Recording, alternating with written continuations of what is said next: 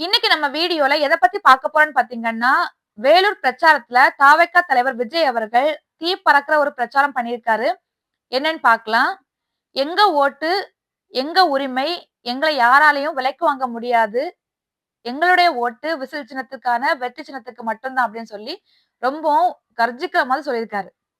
அடுத்து ஒரு குட்டி கதைய சொல்லி இந்த பிரச்சாரத்த ஆரம்பிக்கிறாரு. என்ன கதை அப்படின்னு சொன்னா, தாவேகாவை சேர்ந்தவர்கள் வந்து மக்களை எந்த வழியில வந்து அப்ரோச் பண்ணா அவங்களுக்கு தேவையானதெல்லாம் குடுக்க முடியும் அப்படின்னு சொல்லி நாங்க பண்ற மாதிரியும், மத்த கட்சிங்க வந்து யாருமே வந்து மக்களுக்கு வேணுங்கிறத பண்ணல அப்படிங்கிற மாரி ஒரு குட்டி கதையோட வந்து ஆரம்பிச்சிருந்தாரு. இத்தன வருஷமா மக்கள் நேசிக்கிற ஒரு நல்ல தலைமை இல்லாததுனால, முதல்வராக இருக்கக்கூடிய ஸ்டாலின் அவர்கள் சொல்லக்கூடிய எல்லா விஷயத்தையும் கேட்டு மக்கள் நடந்துக்கிட்டாங்க. அவர் குடுத்த பொய்யான வாக்குறுதிகள் எல்லாம் நம்பி மக்கள் ஏமாந்துருக்காங்க. ஆனா, அந்த மக்கள் எல்லாரையும் மீட்டெடுக்கிறதுக்காக வந்து வந்த ஒரு கட்சி தான் தாவேக்கா அப்படின்னு சொல்லி விஜய் அவர்கள் சொல்றாரு. நாம எல்லாரும் உயிராகவும், உணர்வோடையும் இணைஞ்சிருக்கிறோம். உங்க எல்லாரையும் ஒவ்வொரு கிராமமா வந்து உங்க எல்லாரையுமே உங்க குடும்பத்த சந்திக்கணும் அப்படிங்கிறது எனக்கு ரொம்ப ஆசை. ஆனா, எதிர்க்கட்சிகள் செய்யக்கூடிய சூழ்ச்சிகள், சதிகள் எல்லாமே உங்களுக்கு தெரியும் அப்படின்னு நினைக்கிறேன். கண்டிப்பா நம்மளுடைய ஆட்சி 2026ல அமைஞ்ச உடனேயே நான் வந்து உங்க எல்லாரையும் வந்து நேரில் சந்திப்பேன் அப்படின்னு சொல்லி தாவேகா தலைவர் விஜய் அவர்கள் இந்த பிரச்சார கூட்டத்துல சொல்றாரு. உண்மையாகவே இந்த 2026 சட்டமன்ற தேர்தல் எதுக்காக நடக்குது அப்படின்னு உங்களுக்கு தெரியுமான்னு சொல்லி கேட்கும்போது அவர் என்ன சொல்றாருன்னா, ஊழலுக்கும் தமிழ்நாட்டு மக்களுக்கும் நடக்கக்கூடிய போர் இது. தமிழ்நாட்டு மக்களுக்கும் நிர்வாகத்தை சரியாக செய்யாத திமுகவுக்கும் நடக்கின்ற போர். இத இன்னும் சுருக்கமா சொல்லணும் அப்படின்னு சொன்னா, ஸ்டாலின் சாருக்கும், விஜய்க்கும் நடக்கிற போர் அப்படின்னு சொல்லி அவர் சொல்றாரு. தூய சக்தியான டிவிகேக்கும், தீய சக்தியான டிஎம்கேக்கும் உள்ள போர் தான் இது. நம்மளுடைய முதல்வர் ஸ்டாலின் அவர்கள் என்ன சொல்றாருன்னு பார்த்தீங்கன்னா, சூப்பர் ஸ்டார் தமிழகமா நம்மளோட தமிழகம் மாறியிருக்கு அவருடைய ஆட்சியில அப்படின்னு சொல்லி சொல்றாரு. அவர் சொல்ற மாதிரி சூப்பர் ஸ்டார் மாநிலமா ஆகல. இருந்துச்சு ஒரு காலத்துல காமராஜர் காலத்துல, அண்ணா அவர்கள் பீரியட்ல, எம்ஜிஆர் அவர்கள் பீரியட்ல அது சூப்பர் ஸ்டார் மாநிலமா தான் இருந்துச்சு. ஆனா இப்போ சூப்பர் ஸ்டாண்ட் அப் காமெடியன் நாடா வந்து மாறிடுச்சு அப்படின்னு சொல்லி ஸ்டாலின் அவர்கள வந்து சொல்றாரு. இந்த டிவிக்கே உங்களுக்காக எதிர்க்கட்சிகளா இருக்கட்டும், மத்த எந்த கட்சியில இருந்து எனக்கு என்ன சூழ்ச்சி பண்ணாலும், எந்த தடைகளை குடுத்தாலும், எல்லா தடைகளையும் மீறி, தாண்டி தில்லா வந்து இந்த டிவிக்கே மக்களுக்காக நிக்கும் அப்படின்னு சொல்லி ரொம்ப உறுதியா சொல்றாரு. இந்த எலக்ஷன் எப்பவும் வர மாதிரிப்பட்ட எலக்ஷன் கிடையாது. 50 வருஷத்துக்கு ஒரு முறை வரக்கூடிய ஒரு அதிசய எலக்ஷன் இது. ஒவ்வொரு எலக்ஷன் வரும்போதும் ஒவ்வொரு கட்சிக்கும் ஒவ்வொரு எதிரி இருப்பாங்க. அதுதான் வந்து ஒரு சாதாரணமான ஒரு உண்மை அப்படி அதுதான். எப்பவுமே 2 கட்சிக்கு வந்து போட்டி இருக்கும். அது மாரி தான். ஆனா எல்லாருக்குமே ஒருத்தன் மட்டுமே எதிரியா இருக்கான்னு சொன்னா, அது இந்த எலக்ஷனா தான் இருக்கும். எல்லாருமே சேர்ந்து இந்த விஜய எதிர்க்கிறாங்க. ஏன்னா, விஜய் ஊழலுக்கு எதிரா நிக்கிறான். மக்களுக்கு துணையா நிக்கிறான். மக்கள் அவன் கூட நிக்கிறாங்க அப்படிங்கிற காண்டுல வந்து எல்லாருமே வந்து விஜய எதிர்த்துட்டு இருக்காங்க. ஆனா இந்த போட்டி 2 பேருக்கு மட்டும் தான். நம்ம மேல அவ்ளோ அவதூறுகள பரப்பியிருக்காங்க. ஆனா அவங்களுக்கு தெரியல. இந்த விஜய சொன்னா தமிழ்நாட்டு மக்கள சொன்ன மாதிரி, அவதூறு பரப்புறது தமிழ்நாட்டு மக்கள பத்தி அவதூறு பரப்புற மாதிரி, விஜய அசிங்கமா பேசினா தமிழ்நாட்டு மக்கள அசிங்கமா பேசுற மாதிரி, அப்படிங்கிறது வந்து அவங்களுக்கு புரிய மாட்டேங்குது அப்படின்னு சொல்றாரு. இந்த விஜயையும், மக்களையும் பிரிக்கவே முடியாது. அவங்க வந்து உயிரும், உடலும் மாதிரியும் ரத்தமும், சதையும் மாதிரி. இது வந்து ஒரு சென்சிட்டிவான சென்டிமெண்ட் அப்படின்னு சொல்லி, எமோஷனலா கத்தி கதறி கண் கலங்கிட்டாரு அந்த டைம்ல. அப்படி ரொம்ப எமோஷனலா வந்து தவக தலைவர் விஜய் அவர்கள் பேசுறாரு. "மக்களையும் என்னையும் பிரிக்க முடியாது. நாங்க வந்து ரத்தமும், சதையுமா இருக்கிறோம்" அப்படின்னு சொல்லிட்டு ரொம்ப வந்து கர்ஜித்து பேசுறாரு. கண்கள்ல தண்ணீர் பெருகி அவர் என்ன சொல்றாருன்னா, "மக்களை நேசிக்கக்கூடிய விஜய் வேணுமா? இல்ல ஊழலுக்கே எப்பவுமே சப்போர்ட்டா இருக்கக்கூடிய, ஊழலையே பண்ணிட்டு இருக்கக்கூடிய ஸ்டாலின் அரசு வேணுமா?" அப்படின்னு சொல்லிட்டு கத்தி கேட்கிறாரு. அப்புறமா அவர் இன்னொரு கேள்வியும் வைக்கிறாரு. நான் வந்து ஒரு சீரியஸான ஒரு கேள்வியே கேட்கிறேன். இந்த அரசியல் கட்சி தலைவர்கள் எல்லாருக்குமே இந்த கேள்வி. நீங்க அரசியலுக்கு வர்றதுக்கு முன்னாடி உங்ககிட்ட எவ்வளவு சொத்து இருந்துச்சு? இப்போ உங்ககிட்ட எவ்வளவு சொத்து இருக்கு? இப்ப இருக்கக்கூடிய சொத்தெல்லாம் நீங்க எப்படி உழைச்சு சம்பாதிச்சீங்க அப்படிங்கிறத வந்து உங்களால ப்ரூஃப் பண்ண முடியுமா?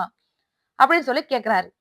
அது உண்மையிலே உழைச்சு சம்பாதிச்ச காசா? இல்ல ஆட்சிக்கு வந்து ஆட்டைய போட்ட காசா? அப்படின்னு சொல்லி கேட்கிறாரு. இத பத்தி நம்ம கேட்க போனோம்னு சொன்னா, எல்லா ஊழல்வாதிகளும் சேர்ந்து நம்ம மேல சேர வாரி வீச போறாங்க. எனக்கு அத பத்தி கவல கிடையாது. எனக்கு புதுசா ஒரு நண்பர் கிடைச்சிருக்காரு தெரியுமா உங்களுக்கு? நம்மளுடைய முதல்வர் தான் என்னுடைய நண்பர் அப்படின்னு சொல்லிட்டு சொல்றாங்க. ஏற்கனவே ஒரு நிருபர் கேட்ட கேள்விக்கு முதல்வர்கள் சொன்னாங்க, "எனக்கு எதிரி யாருமே கிடையாது. நான் எல்லாருமே நண்பரா தான் பார்க்கிறேன்" அப்படின்னு சொல்லிட்டு சொன்னாரு.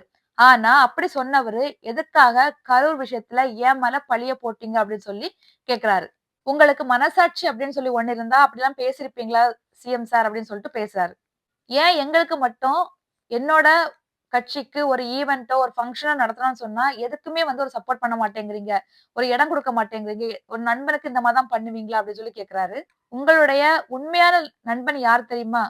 ஊழல், லஞ்சம், அரசியல், ஆதாயம். உங்களோட வாக்குறுதியில ஒண்ணு சொன்னீங்களே, கரண்ட் பில் வந்து மாசம் மாசம் கட்டுற மாதிரி பண்ணுவேன்னு சொல்லி. 100 யூனிட் ஃப்ரீன்னு சொல்றீங்க. ஆனா 2 மாசத்துக்கு ஒருக்கா தான் கரண்ட் பில் கட்ட முடியும். நடுத்தர குடும்பத்துல போய் பார்த்தீங்கன்னா, மாசம் 100 யூனிட் கீழ தான் உங்களுக்கு வருது. அப்போ உங்க கரண்ட் பில்லே வராது மாசம் மாசம் கட்டுற மாதிரி இருந்துச்சுன்னா. அதே இது நீங்க 2 மாசம் சேர்த்து கட்ட சொல்லும்போது, அந்த 100 யூனிட்டுக்கு ஒரு வேளை கொஞ்சமா 2ம் சேரும்போது அது உங்களுக்கு அதிகமாயிருது. உங்களுக்கு காசும் கட்டுறது கஷ்டமா இருக்கு. எதுக்காக இந்த மாரி பண்றீங்க? அப்படின்னு சொல்லி, மாடல் கரப்ஷன் அப்படின்னு கூட இத சொல்லலாமா? அப்படின்னு சொல்லியும் கேட்கிறாரு. பஸ் வசதிகள் இல்லாம எவ்ளோ கிராமங்கள் இருக்கு. மலை கிராமங்கள்ல பஸ் வசதியும், மருத்துவ வசதிகளும் இல்லாம, பிரசவம் பார்க்கறதுக்கு அவ்ளோ தூரத்துக்கு வந்தும், இல்ல வீட்லயே பிரசவம் பார்க்குற விஷயங்கள் எவ்ளோ நடந்துட்டு இருக்கு. உங்க கிட்ட கேட்டா, நாங்க வந்து கிராமங்கள் தோறும் பஸ் விட்டுருக்கோம். எல்லா இடமும் பஸ் விட்டுருக்கோம்ன்னு சொல்லி சொல்றீங்க. ஆனா இன்னும் எவ்ளோ ஊர்கள் வந்து பேருந்து வசதி இல்லாமலே இருக்கு. அப்படிங்கிற கேள்வியும் கேட்கிறாரு. இவர்ட்ட கேட்டா பெண்களுக்கு பாதுகாப்புல நம்பர் 1 தமிழ்நாடு இருக்கு அப்படின்னு சொல்றாரு. சட்டம் ஒழுங்கு அப்படிங்கிறது காணாமலே போயிடுச்சு. இவரே தான் எல்லாத்தையுமே சொல்லிக்கிறாரு அப்படின்னு சொல்லிட்டு சிஎம் அவர்கள் வந்து சொல்றாரு. எல்லா விஷயத்தையுமே எல்லாத்துலயுமே நம்பர் 1 இருக்கு அப்படிங்கிறத அவரே சொல்லிக்கிறாரு அப்படின்னு. நம்மளுடைய கட்சி ஆட்சிக்கு வந்ததும் பெண்கள் மற்றும் பெண்கள் பாதுகாப்பு, ஆண் குழந்தை பாதுகாப்புங்கிறது வந்து நம்பர் 1 வந்து இருக்கும். சட்டம் ஒழுங்கு ரொம்பவும் ஸ்ட்ரிக்ட்டா இருக்கும். அரசு பள்ளிகள், அரசு கல்லூரிகள் ரொம்பவும் தரமானதா மாற்றப்படும். போட்டித் தேர்வுகளுக்கு காசு கட்டி வேற எங்கேயும் போய் கோச்சிங் சென்டர் அப்படி இப்படின்னு போயிட்டு நீங்க லட்சக்கணக்குல காச கொட்டி படிக்கணும்னு அவசியம் கிடையாது. அது அரசு பள்ளிகள்லயும், கல்லூரிகள்லயுமே நீங்க போட்டித் தேர்வுக்கு உங்கள தயார் செய்துக்கிற அளவுக்கு அங்க உள்ள சிலபஸ் வந்து மாற்றி அமைக்கப்படும் அப்படின்னு சொல்லிருக்காரு. அரசு பள்ளிகள்ல பெண் குழந்தைகளுக்கு சுத்தமான, சுகாதாரமான கழிவறைகள் கண்டிப்பா அமைத்து தரப்படும்.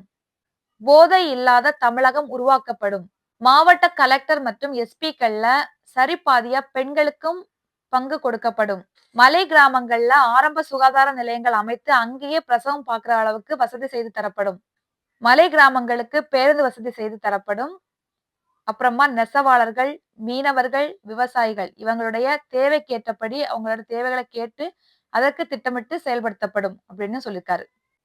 இந்த மாதிரி சில வாக்குறுதிகள குடுத்திருக்காரு. நம்மளுடைய முதல்வர் அவர்கள் அறிவாலயம் பக்கம் சும்மா நிழலுக்காக ஒதுங்குறவங்கள கூட கூட்டணின்னு சொல்லி சேர்த்து வச்சுக்கிறாரு. அவர் கொள்ளையடிச்சு வச்சிருக்கக்கூடிய பணத்துல ஒரு பங்கு பணத்த குடுத்து அவங்கள கூட்டணின்னு சொல்லி இழுத்து அவரோட கட்சியில வச்சுக்கிறாரு. இந்த மாதிரிலாம் இனி வந்து மக்கள ஏமாத்தி நீங்க உங்களால ஜெயிக்க முடியாது. உங்களோட நான் இருக்கேன். நம்மளோட நம்ம மக்கள் இருக்காங்க. கண்டிப்பா ஜெயிப்போம். வெற்றி நிச்சயம் அப்படின்னு சொல்லி அவருடைய பரப்புரைய வந்து முடிச்சுக்கிறாரு. நீங்க தனித்து போட்டியிடக்கூடிய விஜய் அவர்கள், அதாவது தாவேக்கா கூட எந்த ஒரு கூட்டணியுமே இல்லாம அவங்க தனியா இருக்காங்க. இவங்க கண்டிப்பா வந்து நெறைய இளைஞர்கள் வந்து இவருக்கு சப்போர்ட்டிவா இருக்காங்க. பார்த்தாலும் அது எலக்ஷன் முடிஞ்சதுக்கு அப்புறமா தான் அதனுடைய முடிவு என்ன? எத்தன பேர் வந்து அவருக்கு வந்து சப்போர்ட் பண்ணாங்க அப்படிங்கிறது நமக்கு தெரியும். இப்ப பேச்சளவுல வந்து சொல்லிறலாம் இவ்ளோ இவ்ளோன்னு சொல்லி. ஆனா அந்த எலக்ஷன் தேர்தல் முடிவு அப்படின்னு வரும்போது மட்டும் தான் நமக்கு வந்து அந்த அவருக்கு இருந்த ஆதரவு எவ்வளவு அப்படிங்கிறது தெரிய வரும். நீங்க புதுசா ஆட்சி வேணும். நமக்கு ஆட்சி மாற்றம் தேவை.